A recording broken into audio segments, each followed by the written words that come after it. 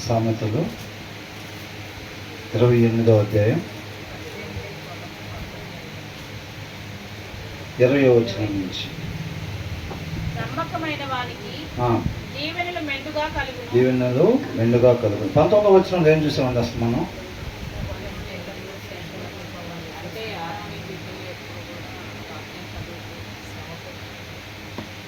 ఇక్కడ భూమి ఉన్న వాళ్ళు ఎలాగైతే కష్టపడి పని చేసుకోవటం వల్ల వాళ్ళకి సమృద్ధిగా పంట వచ్చిద్దో, అలాగే మనం కూడా ఆత్మీయంగా ఏం చేయాలంట?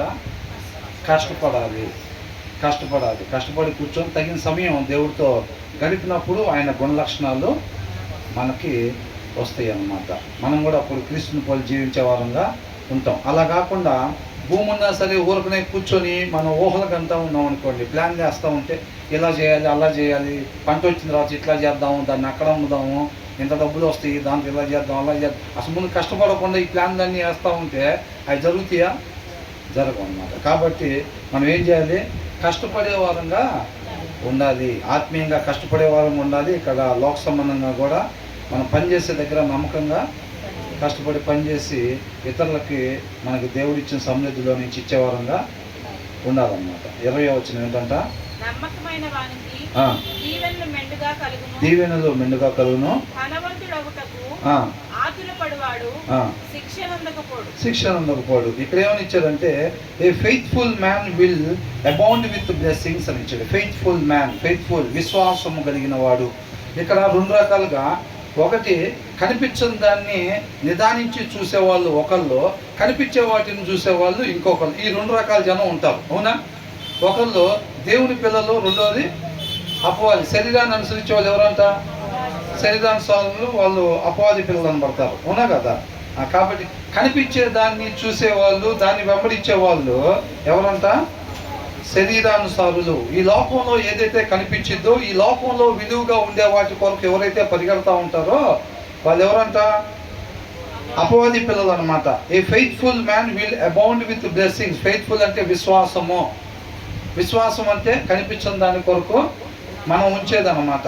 మరణం తర్వాత ఏదైతే ఉంటుందో జీవితము, దాని కొరకు దాని మీద చూపు ఉంచి జీవించేవాళ్ళు, విశ్వాసంతో ముందుకి సాగేవాళ్ళు, వాళ్ళు ఏమవుతారంట? విల్ బి రిచ్లీ బ్లెస్డ్ అని అంటున్నాడు. ఎవరైతే విశ్వాసము లేకుండా కనిపించే దాని కొరకు, కనిపించే దాని వైపు చూసుకొని వెళ్తూ ఉంటారో, అంటే ఈ లోకంలో డబ్బు కనపడుద్ది కదా, పదవులు కనపడతాయి కదా, ప్రమోషన్స్ కనపడతాయి కదా, బంగారం కనపడుద్ది కదా, వెండి కనపడుద్ది కదా, వస్త్రాలు కనపడతాయి కదా, వీటి కోసం ఎవరైతే తహతహలాడతారో, కొంతకాలం ఉండిపోయే విలువైన కార్లు, బంగ్లాలు, వజ్రాలు, వీటి కోసం ఎవరైతే పరిగెడతా ఉంటారో వాళ్ళు విశ్వాసం లేని వాళ్ళు అన్నమాట. మూర్ఖుడు ఏమనుకుంటాడంట? ఒక మ్యాన్షన్ కట్టించుకొని ఆ మ్యాన్షన్కి తన పేరు పెట్టుకొని ఇది శాశ్వతంగా ఉండిద్ది అని అనుకుంటాడు, అవునా? ఇవన్నీ శాశ్వతంగా ఉంటాయి అని అనుకుంటాడు. ధనవంతుడు తన దృష్టికి తానే జ్ఞాని అనుకుంటాడంట. నిజం కాని దాన్ని, జ్ఞానం కాని దాన్ని జ్ఞానం అనుకొని భ్రమపడతా ఉంటాడు అని అంటున్నాడు. కాబట్టి ఇక్కడ ఏం కావాలంట? విశ్వాసము కలిగి జీవించే వాళ్ళు ఆస్వాదించబడతారు, తండ్రితో పాటు యుగయుగాలు ఉంటారు. విశ్వాసము లేని వాళ్ళు, కంటికి కనిపించే వాటి కొరకు పరిగెత్తే వాళ్ళు, దేవుడి కృపను బట్టి మనకిచ్చే సమయాన్ని ఈ లోకంలో ఉన్న దాని కొరకు ఉపయోగిస్తూ ఉంటారు, చూసారా? వాళ్ళు ఏమవుతారు? ఏమనుంది అక్కడ? ఆతురపడవాడు శిక్ష నొందకపోడు, విల్ నాట్ గో అన్పనిష్డ్ అని అంటున్నారు. రేపు తీర్పు దినాన ఖచ్చితంగా వాళ్ళు దేవుడి కృపను బట్టి ఇచ్చిన ఆయుష్ మొత్తం కూడా ఏం చేస్తారంట? ధనం సంపాదించుకోవటానికి. ఈ లోకంలో ధనము, అది బంగారం కావచ్చు, వెండి కావచ్చు, విలువైన వస్త్రాలు కావచ్చు, పదవులు కావచ్చు, డబ్బే కావచ్చు, ఏదైనా కానీ దాన్ని పేరు సంపాదించాలని కొంతమంది గురుమారిపోయిన వాళ్ళు రకరకాలుగా ఉంటారు, అవునా కదండి? డబ్బు సంపాదించాలనుకుంటారు, చాలా బంగారం పిల్లలకి ఇచ్చేళ్ళాలి వెళ్ళేటప్పుడు అనుకుంటారు, గొప్ప పదవిలో ఉండేళ్ళాలి, నా పదవి నా తర్వాత నా పిల్లలకి ఇచ్చేళ్ళాలని ఆశపడుతూ ఉంటారు అనమాట చాలామంది. వీళ్ళందరూ ఎవరు? విశ్వాసం లేని వాళ్ళు, అవునా? ఈ లోకంలో ఉండేదాన్ని, కనిపించేదాన్ని గురిగా పెట్టుకొని వెళ్ళేవాళ్ళు విశ్వాసము లేని వాళ్ళు. వాళ్ళు ఖచ్చితంగా శిక్షింపబడతారు అని అంటున్నాడు. రేపు రోజున ఎవరైతే విశ్వాసము కలిగి జీవిస్తారో వాళ్ళు ఆశీర్వదించబడతారు. విశ్వాసం కలిగి ఏ విశ్వాసం? యాకోబు రాసిన పత్రికలో ఉన్న విశ్వాసం అన్నమాట. క్రియలు కలిగిన విశ్వాసము. అర్థమవుతుందండి? క్రియలు కలిగిన విశ్వాసం. వీళ్ళు ఏం చేస్తున్నారంటే ఇక్కడ కనిపించే డబ్బు సంపాదించడం కోసం వీళ్ళు పరిగెడతా ఉంటారు. ఈ విశ్వాసం కలిగిన అతను ఏం చేస్తాడంటే అక్కడ డబ్బుగా సంపాదించే దానికోసం పరిగెడతా ఉంటాడు. అర్థమవుతుందండి? అక్కడ డబ్బు సంపాదించే దానికోసం పరిగెడతా ఉంటారు వీళ్ళు విశ్వాసం లేనివాడు ఏం చేస్తాడు? అదే ఎవడు చూడను పోయాడురా, రాశారు బైబిల్లో, ఎవడు చూశాడు, లేచాడో లేదో ఎవడు తెలుసు, మనం కూడా వెళ్తామని నువ్వు చెప్తున్నావు. నువ్వు చూసావా? ఎవరన్నా వెళ్తాం? చూడలేదు కదా. అంటే ఆయన ఏం చేస్తున్నాడు? చూడడం దాన్ని నమ్ముతున్నాడా, నమ్మట్లేదా? నమ్మట్లేదు. అర్థమవుతుందా? కాబట్టి మనం విశ్వాసము ద్వారా మరణం తర్వాత ఉండే నిత్య జీవాన్ని నిదానించి చూసి దాని కొరకు ఏమేమి క్రియలు మనం చేయాలో ఆయన కృపను బట్టి ఆ కార్యాలు మనం చేసే వారంగా ఉండాలి. వాళ్ళు ఆశీర్వదింపబడతారు, రేపు ఆయనతో పాటు ఉంటారు. అలా కాకుండా ఈ లోకంలో విలువ ఏదైతే అనిపిస్తూ ఉంటుందో వాటి కొరకు దేవుడిచ్చిన సమయాన్ని ఎవరైతే ఉపయోగించుకుంటూ ఉంటారో వాళ్ళు నశించిపోయేవారుగా ఉంటారు. అంటే మనం ఇక్కడ విశ్వాసం కలిగి జీవించాలా, విశ్వాసం లేకుండా జీవించాలా? విశ్వాసం లోపిస్తే మనలో ఈ లోకంలో ఉండే వాటి వైపు మనం చూపెళ్ళిద్ది అనమాట. అర్థమవుతుందండి? విశ్వాసం ఉంటే కనుక ఈ లోకంలో ఉన్నదాని కాకుండా శాశ్వతమైన దాన్ని మనం చూసి దానికి సంబంధించిన క్రియలు మనం చేసేవారంగా ఉంటాం. అప్పుడు ఈ లోకంలో ఉండే వాళ్ళకి మనం ఎలా కనపడతాం?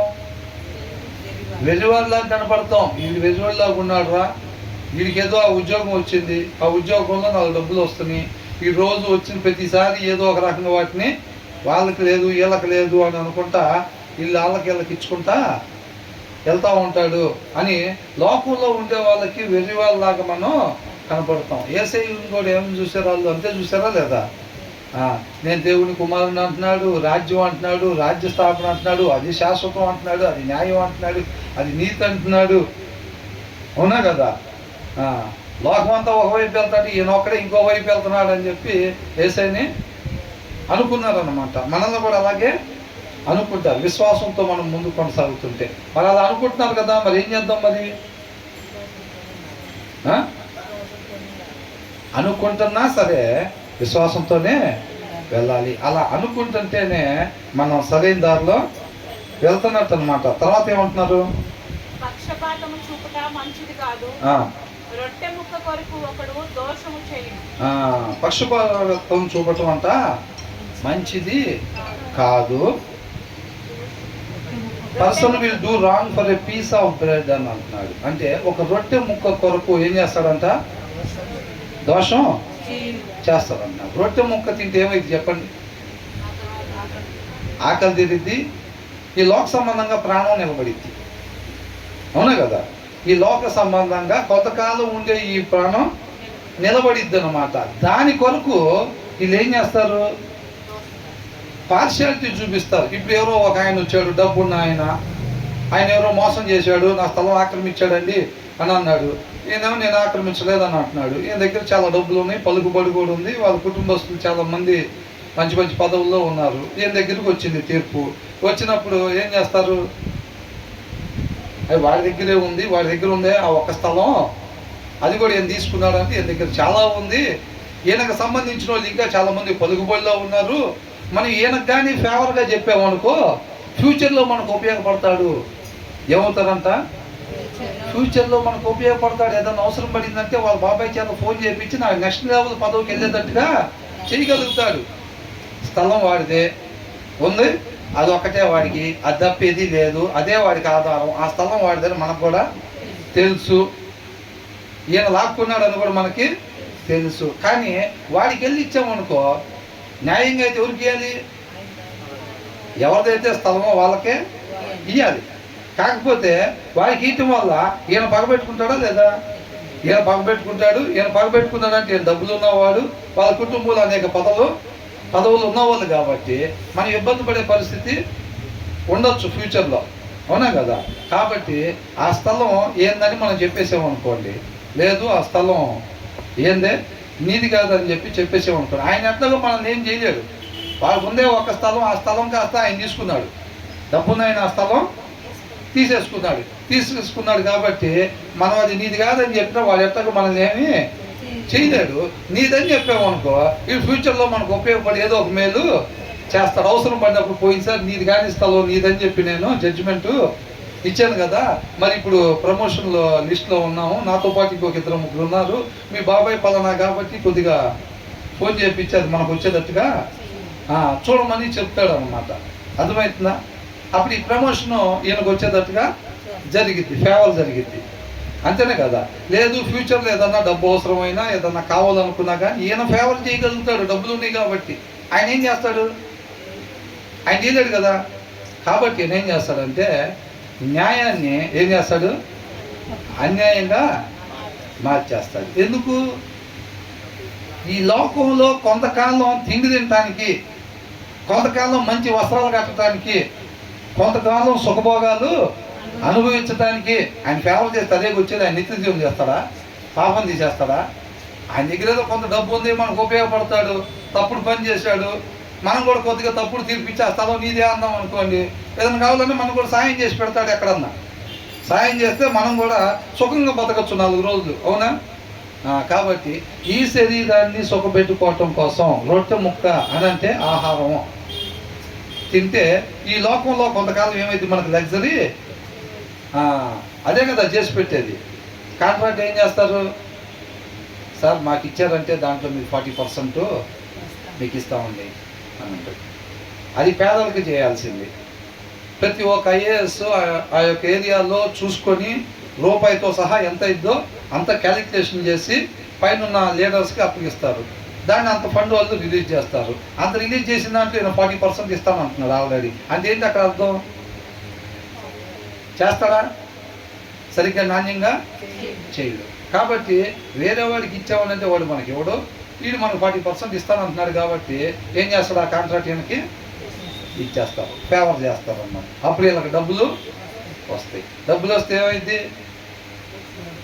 బియ్యం బదులు, బంగాళదుంపల బదులు, బెండకాయల బదులు అవకాడోలు తినచ్చు. అవునా కదా? అదే కదా రొట్టె ముక్క అంటే. కాబట్టి ఇక్కడ అందుకని ఏమంటున్నాడు? To show partiality is not good. Situation ఏదైనా కానీ, పరిస్థితి ఏదైనా కానీ, అవతల ఎవరున్నా కానీ, ఆయన సింహాసనం మీద కూర్చున్నప్పుడు తీర్పు ఎలాగిస్తాడంట? ఆయన ముఖాలను బట్టి, మన ఎక్స్ప్లెనేషన్ బట్టి, ప్రభు ఆ టైంలో నేను అట్లా ఎందుకు చేయాల్సి వచ్చిందంటే యాక్చువల్గా అప్పుడు మా కుటుంబస్తులు అక్కడ అది ఏం వినడంత ఆయన ముఖాలు చూడడు, మన ఎక్స్ప్లెనేషన్, మన వివరణ ఏమి వినడు. ఆయన నీతిని బట్టి తీర్పు తీరుస్తాడంతే. మనం కూడా ఏం చేయాలి? అది ఎవరిదైతే న్యాయ ప్రకారంగా ఆ స్థలం ఎవరిదో మనకి ఏదైతే తెలుసో దాని ప్రకారంగా న్యాయాన్ని బట్టి మనం జడ్జిమెంట్ చెప్పేవారంగా ఆ స్థలం అయింది అని చెప్పేవారంగా ఉండాలి తప్ప మనకేదో ఈ కొంతకాలం ఉండే జీవితంలో లబ్ధి వచ్చింది అంటే ఈ లోకంలో విలువైనవి. అవునా? ఆయన ఏదో 10 లక్షలు లంచం ఇస్తాడండి, మనకి 100 కోట్లు ఇచ్చాడంట ఒక ఆయన జడ్జికి. ఎంత ఇచ్చాడు? ఆయనకి ఒక ఏరియా ఒక 5 కిలోమీటర్లు తవ్వుకొని చేసుకునేదంటే కాంట్రాక్ట్ వచ్చింది. ఆయన ఏం చేశాడంటే చిన్నగా 15 కిలోమీటర్లు తవ్వుకున్నాడు, తవ్వుకొని అమ్ముకున్నాడు. దానికి సంబంధించి ఎవరో పిటిషన్ వేసారు, చూశారు, పట్టుకున్నారు. ఏమండి ఇది పరిస్థితి అని అంటే ఫైనల్ జడ్జి చేతిలో ఉంది, ఇంకా ఆయన తప్పు చేయలేదని, లేకపోతే ఆయన ఏదో ఒక రకంగా బెయిల్ పర్వాలేదు, ఆయన సాక్షులు తారుమారు చేయడు అని చెప్పి ఆయనకి బెయిల్ ఇస్తే 100 కోట్లు లంచం ఉందంటే ఆయన డబ్బులు తీసుకుని ఏం చేశాడు? ఆయనకి బెయిల్ ఇచ్చేశాడు. అట్లాగనమాట. కాబట్టి మనం సిచ్యువేషన్ ఏదైనా కానీ పార్షియాలిటీ అనేది మనిషిలో ఉండాల్సిన లక్షణము కాదు, మనిషి చూపించాల్సిన లక్షణము కాదు అని అంటున్నాడు. పార్షియాలిటీ అనేది ఉండకూడదు. గొడవైంది, మీ ఏరియాలో నువ్వు పెద్ద, నీ దగ్గరకు వచ్చింది, ఆ గొడవలో మీ తమ్ముడు, మీ అన్నయ్యో, మీ అక్కో ఎవరో ఉన్నారు, మీ బాబాయో, పెద్దమ్మో, పెదనాన్నో ఉన్నారు అని ఏం చెప్తాం? తప్పు మనోళ్ళదే. మరి అప్పుడు ఏం చేయాలి? అది ఏదైనా కానీ తర్వాత వాడు ఒకవేళ నా సంగతి తెలుసుగా ఇప్పుడు 7 మర్డర్లు చేసింది ఫైల్ నీ దగ్గరికి వచ్చింది, నువ్వు కానీ నాకు జడ్జిమెంట్ ఇచ్చి నాకు శిక్ష పడాలని చెప్పావంటే 8వ అయింది. ఆ 8వ ఎవరో కాదు, నువ్వే అవుతావు అని వార్నింగ్లు కూడా రావా? జడ్జిలకి ఎన్నో వస్తాయి వార్నింగ్లు, ఎన్నో వార్నింగ్లు వస్తాయి. ఇదే చివరి తీర్పు అయింది, అదే ఇది ఇదైతే సవాలు ఆశగా బెదిరిస్తారు. అందుకనే జడ్జీలకి అంత సెక్యూరిటీ ఉండదు. ప్రోటోకాల్ ప్రకారం అంత సెక్యూరిటీ వాళ్ళకి ఉండిద్ది అనమాట. ఎన్నో బెదిరింపులు వస్తాయి.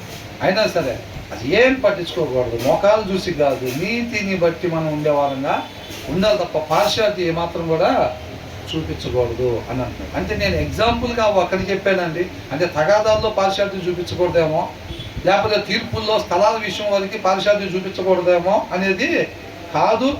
ఏ విషయంలో అయినా సరే ఒకవేళ ఇప్పుడు మావిడి కానీ ఇంటి పక్కన ఆమెకి గొడవైంది అనుకోండి, గొడవైంది, రేపు వచ్చారు ఎవరో, అది చిన్న ఇష్యూ దాకా పోయింది, అడిగారు, ఏం చెబుతాం? ఫస్ట్ మన వాళ్ళదే తప్పు అనుకోండి, ఏం చెప్పాలి? అంతే.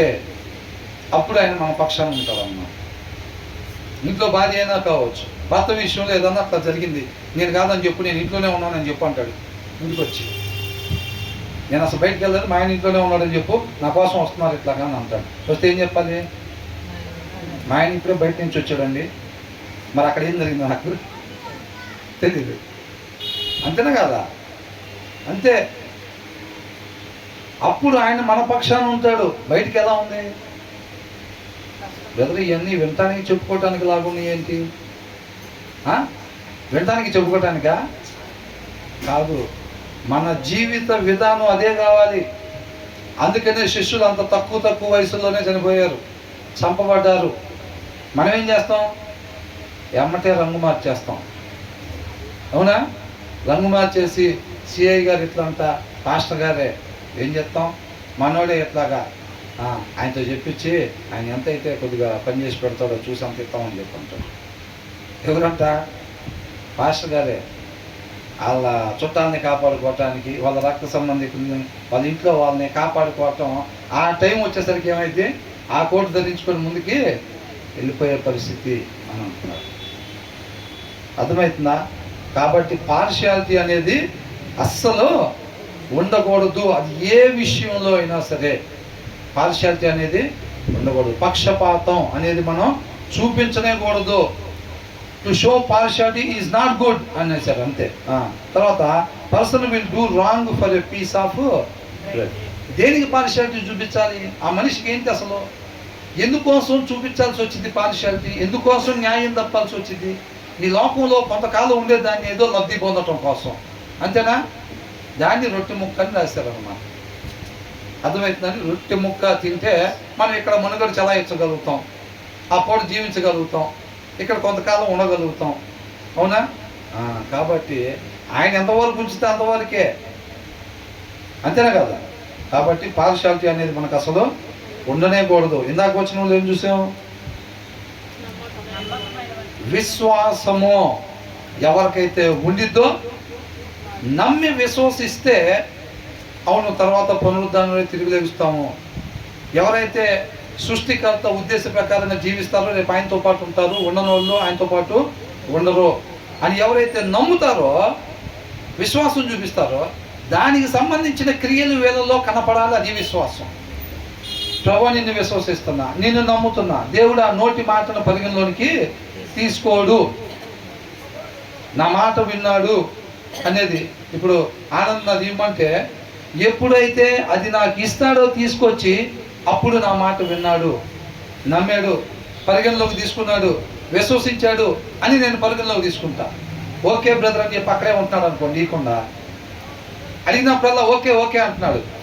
కొద్దిగా అది ఇస్తావా ఆనంద్ అంటే ఏమంటున్నాడు? ఓకే బ్రదర్ అంటున్నాడు, కానీ ఇవ్వట్లా. మనం కూడా ప్రభు నిన్నే విశ్వసిస్తున్నాం, నువ్వు తప్ప నాకు వేరే దిక్కే లేదు అంటాం మనం మోకాలు చేస్తే. ఆయన చెప్పింది మాత్రం చెయ్యి. అది దెయ్యాల విశ్వాసం అంటారు. నువ్వు నమ్మి విశ్వసిస్తే, నువ్వు విశ్వసిస్తున్నావా పునరుద్ధానం ఉందని, నిత్య జీవం ఉందని విశ్వసిస్తున్నావా, రేపు ఆయన రాజ్యం ఉందని విశ్వసిస్తున్నావా? విశ్వసిస్తే దానికి సంబంధించిన క్రియలయ్యి. మనం చేసే ప్రతి క్రియ ఈ లోక సంబంధంగా ఏదో లబ్ధి చేకూర్చుకునే క్రియ అని అనుకోండి, మనం నమ్మనట్టే, మనం విశ్వసించినట్టే. అలాగ విశ్వసించిన వాళ్ళు ఎవరైతే ఉంటారో ఈ లోకం వాళ్ళ చేత వెర్రి వాళ్ళం అనిపించుకోకపోతే నిత్య జీవంలో స్థానం లేదు మనకంతే. అర్థమవుతుందండి? ఈ లోకంలో వాళ్ళ చేత ఏమనిపించుకోవాలంట? వెర్రోళ్ళం అని అనిపించుకుంటేనే మనకి ఎలిజిబిలిటీ వచ్చినట్టు అనమాట. అది వాళ్ళు ఎప్పుడు చెప్తారు వెర్రోళ్ళం అని? మనం చేసే క్రియలను బట్టి. ఒరే నీకు వచ్చేది నీ దగ్గర ఉండేది 20,000, ఆ 20,000 తీసుకెళ్ళి వాళ్ళకి ఎదిగిస్తావు. వచ్చిన పరిస్థితి ఏంటో నీకే తెలియదు. నువ్వేం మనిషిరా బాబు, వెర్రోళ్ళలాగున్నావు. మన క్రియలను బట్టి నువ్వు వెర్రోళ్ళు అని అంటారు. అవునా? అట్లాగనమాట. కాబట్టి విశ్వాసము ద్వారానే మనం ముందుకు సాగాలి తప్ప పరిస్థితిని బట్టి రంగులు మార్చుకుంటా మనం ముందుకు పోయేవారంగా ఉండకూడదు. అట్లా 1000 ఏళ్ళు బతికిన ఉపయోగం ఏంటండి అసలు? 1000 ఏళ్ళు బతికిన ఉపయోగం ఉందా? 5,000 సంవత్సరాలు బతికిన ఉపయోగం ఉందా? అట్లాగా గంట చాలదా? స్టెఫన్ ఎంత వయసులో చనిపోయాడు? అవునా కదా? ఆయన పైకి చూస్తే ఆకాశం తెరవబడిందంట. మనం చూస్తే ఏముంటుంది అసలు? అట్లాగా మనకు సంబంధం లేదు. ప్రభా దేవుడు దినం ఇవ్వని ఎప్పుడు కూడా నోరు తెసి సాహసం చేసి అడగకూడదు మనం. ఆయన కృప అయితే, ఆయన చిత్తమైతే ఇస్తాడు. ఇస్తే ఏం చేయాలి? 119 కీర్తనలో ఉన్నట్టుగా నీ ఆజ్ఞలు నీ కట్టలు గైకొనుటకే నన్ను బ్రతికించు.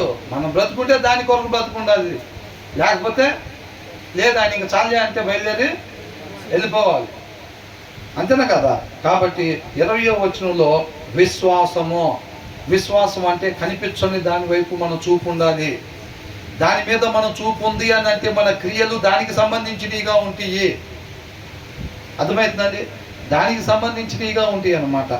21వ వచనంలో ఏంటంట?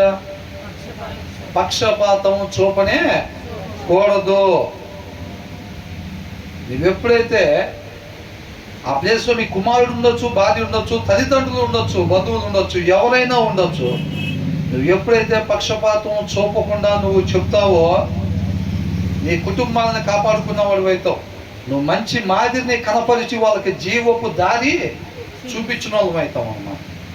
అట్లా కాకుండా మనం కానీ వేరొకటి పార్షియాలిటీ కానీ చూపించినట్లయితే కనుక ఏమైతే మనతోనే అది పోదు, మన కుటుంబ సభ్యులు మొత్తం కూడా వెళ్ళిపోతారు అంతే. ఎందుకని? మా తాతగారు పెద్ద పాస్టర్ గారు ఆయనే పరిస్థితిని బట్టి పార్షియాలిటీ చూపించుకుంటా వెళ్ళిపోయేవాడు అని అనుకుంటారు. వీళ్ళు ఏం నేర్చుకుంటారు?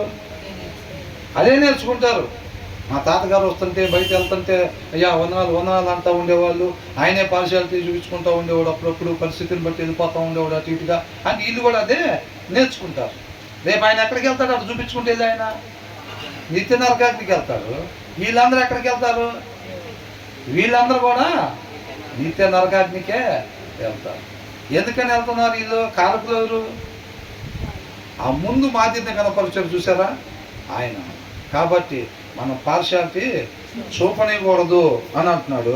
ఎవరైతే ఇక్కడ దాని వైపు వాళ్ళు చూపు ఉంటుందో వాళ్ళు పార్షియాలిటీ చూపించేవారుగా ఉంటారు. తర్వాత 22 వచ్చిన చెడు దృష్టి గలవాడు ఆస్తి సంపాదింప ఆతురపడును, తనకు దరిద్రత వచ్చిందని వానికి తెలియదు. ఇక్కడ ఏమంటున్నారంటే ద స్టింగీ మ్యాన్ హ్యాజన్స్ ఆఫ్టర్ వెల్త్ అని అంటున్నారు. స్టింగీ పిసినారితనము, ఉదార స్వభావము లేనివాడు, అవసరతల్లో ఉన్నా సరే ఎవరినన్నా చూసినా వాళ్ళ వైపు చూసి అసలు ఆలోచన లేదు, ఆ ఉద్దేశం లేదు. అలా ఉన్నా సరే తన చేతులు బిగించుకుని అవతలకి ఇవ్వకుండా ఉండేవాడు. అర్థమవుతుందండి? ఏమంటారు దాన్ని? ఉదార స్వభావమా లేదా ఔదార్య స్వభావమా? ఇచ్చే స్వభావం ఉండేవాళ్ళు ఏమంటారు? ఉదార స్వభావమా? అది లేని వాళ్ళని అవుతారు. అవసరతల్లో ఉన్న వారికి ఇచ్చే ఆలోచన లేని వాళ్ళు అంటే వీళ్ళ చూపు ఎక్కడుంది? వీళ్ళు ఎందుకు ఇవ్వరు? అయ్యా పరిస్థితి బాగోలేదు, అయ్యా బియ్యం లేవు, ఆయనకున్న పలంగా ఉద్యోగం పోయింది, నేను ఆయన 2 పిల్లలు ఉన్నాము, కొద్దిగా బియ్యం కూరగాయలకి ఇస్తే ఆయన పని ఎత్తుకుంటున్నాడు, ఏదైనా దొరకగానే మళ్ళీ ఇస్తామయ్యా అని అంటే మన దగ్గర డబ్బులు ఉన్నాయి అనుకోండి, మన ఇల్లు గడవంగా కూడా డబ్బులు ఉన్నాయి, మనం ఎందుకు ఇవ్వం? అదే ఒకవేళ వాడికి ఉద్యోగం దొరకకపోతే మళ్ళీ ఆ నెల బతకడానికి ఎట్లాగో కావాలిగా వాళ్ళకి, మరి అప్పుడు సరిపోతాయి కదా, మరి ఎక్స్ట్రా డబ్బులు ఎక్కడి నుంచి ఇస్తాడు? వాడు ఇవ్వలేకపోతే మనం నష్టపోతాం, మన దగ్గర అయిపోతాయి ఈ డబ్బులు. అవునా? ఇప్పుడు ఒక 50,000 ఉన్నాయండి, ఇలా అవసరం 15,000. మన దగ్గర ఎక్స్ట్రా 30,000 ఉన్నాయి. వాడు ఇవ్వలేకపోతే ఓ 10,000 అడుగుతున్నాడు, ఇవ్వలేకపోతే 10,000 తగ్గిపోతాయి. ఇక మనకి ఎక్కడ అకౌంట్లో తగ్గిపోతాయి? ఎక్కడ అకౌంట్లో తగ్గిపోతాయి. అవునా? ఎక్కడ అకౌంట్లో తగ్గిపోతాయి అన్నమాట. అది ఈయనేంటంటే ఏ స్టింగ్ మ్యాన్ హ్యాజన్స్ ఆఫ్టర్ వెల్త్, అంటే ఈయన డబ్బు సంపాదించాలి, డబ్బు పోగేయాలి. ఇంటి పక్కన వాళ్ళు పాపం లేదని మాట్లాడుకుంటున్నా అది మన దృష్టికి వచ్చినా హృదయాన్ని కఠినపరుచుకుంటారు, డబ్బులు ఇవ్వరు. ఎందుకు ఇవ్వరు? ఇస్తే అయిపోతాయి. రూపాయి పోగేస్తేనే మనం కూడా సొసైటీలో. అవునా? అట్లాగనమాట. అందుకోసమే నేను ఇవ్వడం. అవునా కదండి? ఇప్పుడు ఆయనకి ఇచ్చామనుకోండి, ఆయన ఇవ్వలేకపోతే ఈయన 50,000 కాస్త ఈయన స్థాయి ఎక్కడికి పడిపోయింది? 40,000కి పడిపోయింది. అవునా కదా? కాబట్టి ఈయన ఉద్దేశం ఏంటి? ఆ 50కి ఇంకొక 10 వేయాలి, 60 అవ్వాలి. మళ్ళీ తర్వాత జీతంలో 60కి ఇంకొక 10 వేయాలి. ఈ లోపల ఎంతమంది అవసరతల్లో ఉన్నా, ఎంతమంది ఎట్లాంటి పరిస్థితుల్లో ఉన్నా ఆ స్వరం ఏమీ వినపడకుండా, ఆ పరిస్థితులు ఏమీ తన హృదయాన్ని కదిలించకుండా తన హృదయాన్ని ఏం చేసుకుంటున్నాడు? కఠినపరుచుకుంటున్నాడు అన్నమాట. ఆ స్వభావం లేనివాడు అని అంటున్నాడు. ఈయన ఎందు నిమిత్తము అని అంటే ఈ లోకంలో కొంతకాలం ఏదైతే ఉంటుందో, ఈ లోకంలో కనిపించేదాన్ని సంపాదించుకోవటం కోసం, దాన్ని పొందుకోవటం కోసం ఈయనేం చేస్తున్నాడు? నిన్ను వల్లే నీ పొరుగు వారిని ప్రేమించమంటే ఈయనేం చేస్తున్నాడు? మనం మాత్రం బాగుండాలి, వాళ్ళు ఎట్టపోతే మనకెందుకు, మనం మాత్రమే. అది సెల్ఫిష్, ఉండకూడని లక్షణము, అస్వాభావికంగా ఉండే మూఢత్వంలో నుంచి వచ్చే లక్షణం అన్నమాట. వాళ్ళు తినడానికి లేదు, 2 పిల్లలు ఉన్నారు, పస్తులు ఉంటారు, తెలుసు మన దగ్గర డబ్బులు ఉన్నాయి, అయినా మనం ఇవ్వము. ఎందుకంటే ఇక్కడ ఉండే డబ్బులు మనం సంపాదించాలి. లేదు దాంతో ఏదన్నా బంగారపు నగలు పొందాం అనుకోవచ్చు, లేదా పట్టు చీరలు పొందాం అనుకోవచ్చు, లేదంటే ఎవరికన్నా లంచం ఇచ్చి ఒక పదవి తెచ్చుకుందాం అనుకోవచ్చు, ఏదైనా కావచ్చు. కానీ ఈ లోక సంబంధమైన వాటి వైపు ఆయన చూపు ఉన్నది. కాబట్టి ఆ మనిషి ఉండాల్సిన తీరు ఏంటంటే ఆయన వల్లే ఆయన పొరుగు వారిని ప్రేమించాలి. అది ప్రతి మనిషికి ఉండాల్సిన లక్షణం అన్నమాట. కాబట్టి ఆ పని చేయకుండా ఉంటున్నాడు పిసినారితనంగా, అంటే అవసరతల్లో ఉన్న వాళ్ళకి ఇవ్వకుండా ఉంటున్నాడు. అర్థమవుతుందండి? డబ్బు సంపాదించాలనే ధ్యాస ఉందన్నమాట ఈయనకి. ఇందాకేమని ఉంది? ఇందాక వచ్చిన మధ్యలో నుంచి ఏమనుంది? ధనవంతుడగుటకు ఆతురపడువాడు శిక్ష నొందకపోడు, మరణంలో వేయకపోవాడు, నిత్య నరకాగ్నిలో ఖచ్చితంగా వేయబడతాడు అని అంటున్నాడు. ఎవరు? ధనవంతుడు అవ్వాలని ఆతురత పడేవాడు. ఈ స్టింగీ మ్యాన్ అంటే ఎవరు? ఇచ్చే స్వభావం, అవసరతల్లో ఉన్నాడని తెలిసినా ఇవ్వని వ్యక్తి ఎవరు? టు గెట్ రిచ్ అని అంటున్నాడు. ఈగర్ టు గెట్ రిచ్, తొందరగా డబ్బులు సంపాదించాలి. మా తాత వల్ల మా నాన్న వల్ల కాలేదు కానీ నా తరంలో మాత్రం ఒక 50-100 కోట్లు సంపాదించాలి నెక్స్ట్ తరానికి అని కొంతమంది ఉంటారు, కమిట్మెంట్ పెట్టుకొని. ఒక ఆయన, నేను రాజమండ్రిలో పనిచేసేటప్పుడు కార్పెంటర్ పని చేస్తాడు. కార్పెంటర్ పనిచేసి ఆయన వాళ్ళ ఇంటికి ఏదో ఈ వర్క్ పరంగా నేను వాళ్ళ ఇంటికి వెళ్తే బ్రహ్మాండంగా ఉంది ఇల్లు, బ్రహ్మాండంగా ఇల్లు, అసలు ఏ క్లాస్గా ఉంది. ఆయనతో కూర్చొని మాట్లాడుతుంటే ఆయన చెప్పిన మాట, నేను 5వ తరగతి చదువుకున్నానండి అన్నాడు. నేను 5వ తరగతి చదువుకున్నా, మా నాన్నోళ్ళు మాకేమీ ఇవ్వలా, తినడానికి లేని పరిస్థితిలో స్టార్ట్ అయ్యాం. నా తర్వాత నా పిల్లలు అలా ఉండకూడదు అన్న ఉద్దేశంతో ఈయనంత బాగా డబ్బులు సంపాదించి, అంటే వాళ్ళ తాత వెళ్ళిపోయినట్టు వాళ్ళ నాన్న వెళ్ళిపోయినట్టుగా కాకుండా వెళ్ళేటప్పుడు సమృద్ధిగా ధనం సంపాదించి ఈ లోకంలో విలువ కలిగిన వాటిని సంపాదించి వాళ్ళ పిల్లోడికి ఇచ్చెళ్ళాలి. నేను నా తర్వాత తరాలు లైఫ్లో సెట్ అయిన తరాలుగా, సెట్ అయిన కుటుంబాలుగా ఉండాలి మా ఇంటి పేద కుటుంబాలు. నా ముందు ఇవ్వలేకపోయారు కానీ నేను అట్లా బాగకూడదని కమిట్మెంట్ పెట్టుకున్నాడు ఆయన. అంటే ఆయన ఉద్దేశం ఏంటి? నా తరంలో సంపాదించేసేయాలి. ఏదైనా కుదిరితే ఒక 5 తరాలకి లేదా ఒక 10 తరాలు, మా అబ్బాయికి, వాళ్ళ అబ్బాయికి, వాళ్ళ అబ్బాయికి, దేవుడు ఎంతవరకు ఉంచితే అన్ని తరాల వరకు నేను సంపాదించేయాలి. అలాంటి ఆలోచన పెట్టుకొని, అలాంటి ఆశ పెట్టుకొని, అలాంటి దాని కొరకు తపన పడే ఆయన, తృష్ణ పడే, ఈగర్ టు గెట్ రిచ్ అని అంటున్నాడు. తపన పడుతున్నాడు అనమాట, ఆశపడుతున్నాడు. ఎట్టి పరిస్థితుల్లో డబ్బులు సంపాదించాలి, ఆ తపన ఉందన్నమాట. అర్థమవుతుందండి? ఆయనకి కట్ల డబ్బు, ఇది నాది అని చూసినప్పుడే నాకు ఇంపైన సువాసన అనేది పెట్టుకున్నాడు లోపల. అర్థమవుతుందా? అట్లాంటి పర్సన్ అన్నమాట ఈయన. అలాంటి వాళ్ళు మిగతా వాళ్ళకి సహాయం చేసేవారుగా ఉండరు. ఆ స్వరం విన్న ఆలోచన చేయరు అన్నమాట. నా కన్నులు ఎక్కడెక్కడైతే అవసరతలో ఉంది ప్రభువా, వారిని నాకు చూపించు ప్రభువా, ఆ స్వరాలు నాకు వినిపించు ప్రభు అనే ప్రార్థన చేస్తారా? ఆ ప్రేమనే, నిన్ను వాళ్ళ దగ్గర నేను కనపరిచే కృపను దయచేయి ప్రభువా, ఆ ధన్యత నాకు దయచేయి ప్రభు అని చేస్తారా? చేయరు. ఎందుకని? ఆ స్వరం విన్నా వీళ్ళు చేయరు, సహాయం చేయరు. నేను కొంతమందిని చూస్తూ ఉంటాను, బాగా డబ్బులు సంపాదిస్తూ ఉంటారు. వాళ్ళ ద్వారా ఉపయోగం ఉంది, అవసరం ఉందని అనుకుంటే వాళ్ళకి ఏది కావాలో చేసి పెడతా ఉంటారు.